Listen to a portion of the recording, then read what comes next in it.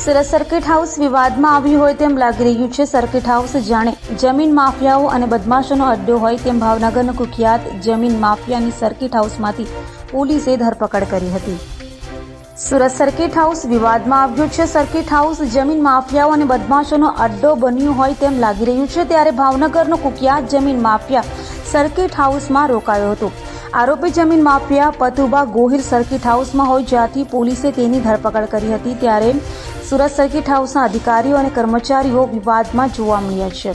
જમીન mafia પથુબા પીપરાડી Merubha ગોહિલને circuit હાઉસમાં room મળી ગયો છે. જો કે સર્કિટ હાઉસમાં સંડે અધિકારીને કાયદા બનાવતા કરતા હતાઓ અસામાજિક તત્વોના ઘૂંટણીએ પડતા સર્કિટ હાઉસમાં આવતા રાજકીય આગેવાનો અને તેમના મહેમાનોની સુરક્ષા સામે પણ સવાલો ઊભા થયા છે.